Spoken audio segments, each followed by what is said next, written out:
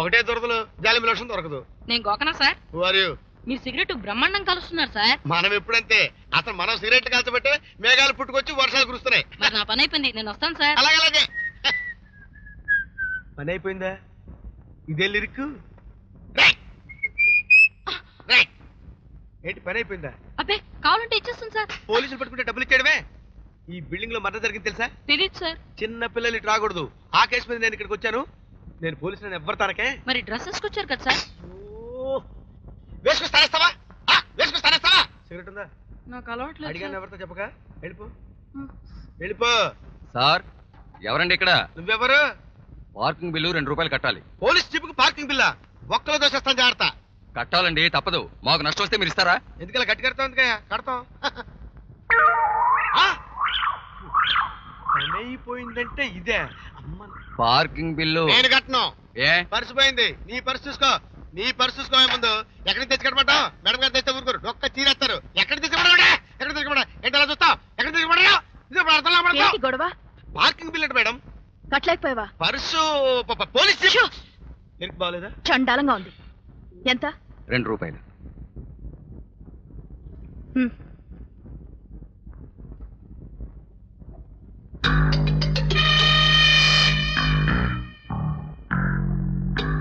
ఇక్కడ ఏ బండి పార్క్ చేసిన బిల్ వేస్తారా? అవునమ్మా, ఒక మా ఓనర్ గారి బండికి తప్ప అన్నిటికీ వసూలు చేస్తాం. చూడు, మార్చ్ 27న ఒక మర్డర్ జరిగింది కదా? అవును మేడం. ఆ రోజు పార్క్ చేసిన వెహికల్స్ డూప్లికేట్ బిల్స్ అన్ని నాకు తీసుకొచ్చి. ఎందుకు? Do it. Major Michael Saab, battalion report ready. Mister Chintu, కాళ్ళు తచ్చుపడిపోయి మూలబడిన నన్ను రోజు మేజర్ మేజర్ అని పిలిచి బాధ పెట్టకు. ఇంకెప్పుడు అలా పిలవద్దు. నో. అదేమి తాతయ్య, నువ్వు యుద్ధం చేయలేదా? ద గ్రేట్ మేజర్ మైకల్ సాబ్ అని అనిపించుకోలేదా? యుద్ధంలో గెలిచాను, కానీ జీవితంలో ఓడిపోయాను. తల్లి తండ్రి లేని నిన్ను చూసుకోవాల్సింది పోయి నీ లేత చేతుల మీద బతుకుతున్నాను. అలాగే అనుకోకు తాతయ్య. రేపు నీకు ఆపరేషన్ జరుగుతుంది, కాళ్ళు వస్తాయి. అప్పుడు నేనెంత హాయిగా ఆడుకుంటాను తెలుసా? అప్పుడు నువ్వే నన్ను చూడాలి. తాతయ్య ఇదిగో, నీకు బ్రెడ్, చికెన్ బిర్యానీ, నీకు మందులు. తాతయ్య నీకు తెలుసా, నీ ఆపరేషన్ కి 9,000 పోగయ్యాయి. నీకు ఆ ఫ్యాన్సీ షాప్ వాళ్ళు ఇచ్చేది నెలకు 100 రూపాయలు. ఇంత డబ్బు ఎప్పుడు సంపాదించావురా? అది తాతయ్య ఈ ఒక్క పనే చేస్తా, ఇంకా చాలా పార్ట్ టైం జాబ్స్ ఉన్నాయి. లక్ష్మీ బజార్ లో టైలరింగ్, లిక్డి బజార్ లో లోడింగ్, మెయిన్ బజార్ లో అన్లోడింగ్. ఎక్కడ బరువు కనిపించినా వాళ్ళకి చెప్పకుండా దించేస్తాను తెలుసా?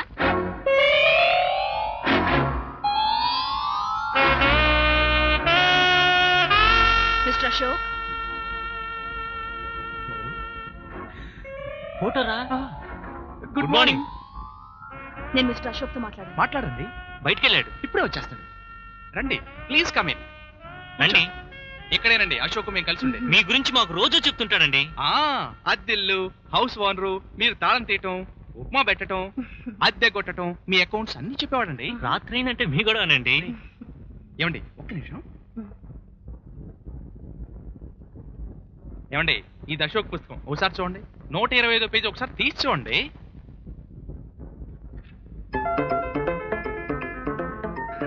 విజయ,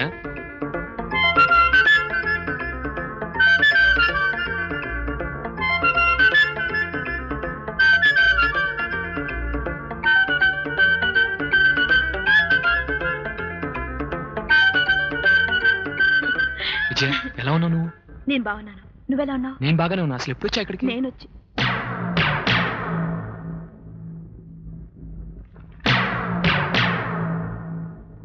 విజయ్గా మిమ్మల్ని కలవాలనుకున్నాను, కానీ ఈరోజు ఇన్స్పెక్టర్ విజయ్గా మిమ్మల్ని కలవాల్సి వచ్చింది. అందుకే ఇప్పుడు వచ్చింది. ఇన్స్పెక్టర్ గారికి మాతో పని ఏమిటి? నేరస్తులతోనేగా మా పని.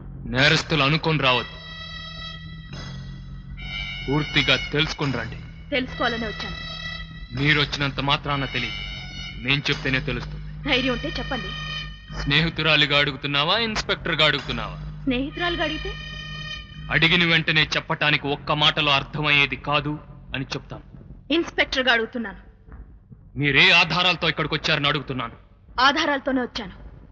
మార్చి 27న హత్య జరిగిన కొత్తారి కాంప్లెక్స్ ముందు అదే టైంకి మీ మోటార్ సైకిల్ పార్క్ చేస్తున్నట్టు పార్కింగ్ బిల్స్ లో ఉంది. ఆహా, అదే రోజున నా మోటార్ సైకిల్ పోయిందని నేనిచ్చిన రిపోర్ట్ మీ పోలీస్ స్టేషన్ ఫైల్లోనే ఉంది, చూసుకోండి. అశోక్, డిఐజీ గారు నాకు ఫైల్ ఇచ్చినప్పుడు ఆ ఫైల్లో నీ గురించి చూసినప్పుడు నువ్వు నేరస్తుడివి కాకూడదనుకున్నాను. నీకు సంబంధించిన ఆధారాలు దొరికినప్పుడు కూడా అవి తప్పు కావాలని ఇంట్లో నేను అడుగు పెట్టాను. కానీ నువ్వు ఇంత ప్లాంట్గా ఉన్నావంటే నువ్వు తప్పకుండా నేరస్తుడివని ఇప్పుడు నమ్ముతున్నాను. నీ నమ్మకం నిజమే. వెంకటరత్నం మంచి నేనే చంపాను, ఈ చేతులతోనే చంపాను. ఎందుకు చంపాల్సి వచ్చింది? అన్యాయం చేసిన వాళ్ళని శిక్షించాలి కాబట్టి. దానికి చట్టం ఉందిగా. నా దృష్టిలో ఆ చట్టం నిద్రపోయింది. ఇప్పుడు నువ్వు చెప్పిన దాన్ని బట్టి నిన్ను అరెస్ట్ చేయొచ్చు తెలుసా? మీరు ఇన్స్పెక్టర్ అన్న హడావుడిలో నేను లాయర్నని మర్చిపోతున్నాను. ఇప్పుడు నేనన్న మాటలు నేనే అన్నానని న్యాయస్థానాన్ని మీరు నమ్మించలేరు. అయితే ఇంకా ఎందరూ చెప్పాలి? నా న్యాయస్థానంలో నేను శిక్ష వేసిన వాళ్ళందరినీ చంపాలి, చంపి తీరుతాను. అలా జరగనివ్వను. నీకు దొరికిన వాళ్లను శిక్షించే హక్కు నీకుంది గాని నాకు దొరికిన వాళ్ళను రక్షించే అధికారం నీకివ్వను. ఏదో రోజున నిన్ను నా చేతులతోనే సంకళ్ళు వేసి చట్టానికి అప్పచెప్తాను. రాతి యుగం నుంచి నేటి రాక్షస యుగం దాకా కళ్లకు గంతలు కట్టుకునే తీర్పు చెప్తుంది ఈ చట్టం. న్యాయస్థానం ముందే న్యాయాన్ని తెగ నరిగితే ఏం చేసింది ఈ చట్టం? ఆ న్యాయస్థానంలో నిలబడి న్యాయం కోసం నేను గుండెలు పగిలేలా అరిస్తే సమాధానం చెప్పలేకపోయింది ఆ చట్టం. అలాంటి చట్టం నన్ను దోషి అంటే నా దృష్టిలో ఆ చట్టమే దోషి. సమయం వచ్చినప్పుడు తెలుస్తుంది ఎవరు దోషి అని. 4 రోజుల్లో ఇంకో హత్య చేస్తున్నాను. ఆ సమయం చాలనుకుంటాను. నా ఉద్యోగ ధర్మంలో నేను ఎప్పుడు ఓడిపోను. అధర్మాన్ని వేటాడటంలో నేను ఓడిపోను. ఛాలెంజ్. ఛాలెంజ్. రోజు ఇలా చేయాలి సార్. రోజు మీరు ఇలా చేస్తుంటే మీరు ఎంత గ్లామర్ వస్తారో మీకే తెలియదు సార్. నిజంగానే అంత గ్లామర్గా ఉన్నానయ్యా? మీ గ్లామర్ మీకు తెలియదు సార్. సార్ ఒక్కసారి ఇలా చేయండి, అలా ఆకాశం చూడండి.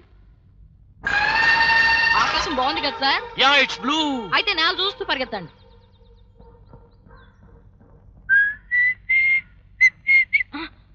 సార్, మీ పర్స్ పడేసుకున్నారు. ఇచ్చేయ్.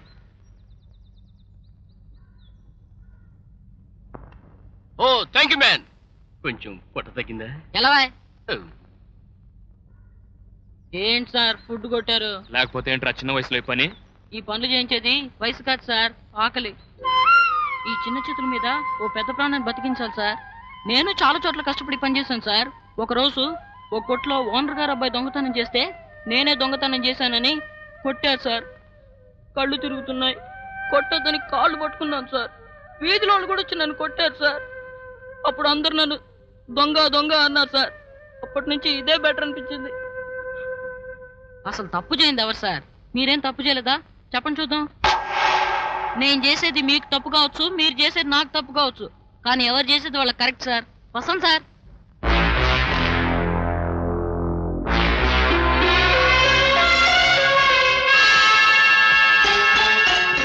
జార్జ్ ఎక్కడ? మాకు తెలియదు. పెద్ద ఆయన పైన ఉన్నారు. ఆయనకి తెలుసు.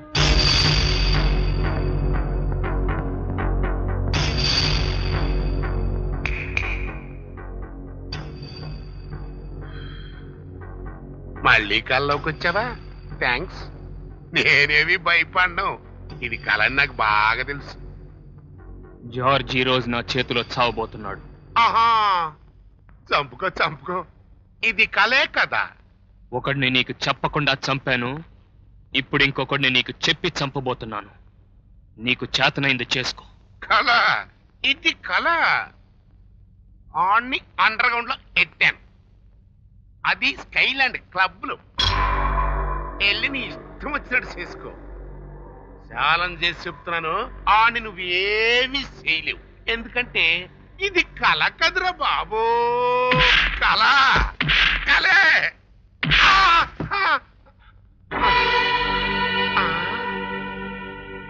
కాల్లో కొడితే నెత్తురు వచ్చిందేంటి?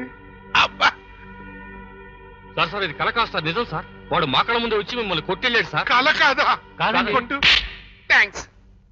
ఏది కలో ఏది నిజమో తెలియక నా మస్తిష్కం పగిలిపోతుందిరా బాబు. కళ అనుకున్నాడు, అడగకుండానే జాడ్చిగా చెప్పేశాడ్రా. అయిపోయాడురా.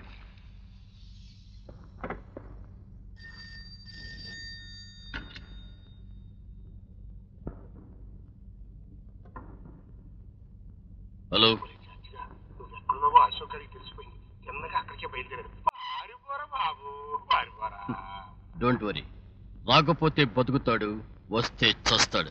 వాడి గురించి మీరేం భయపడకండి సార్.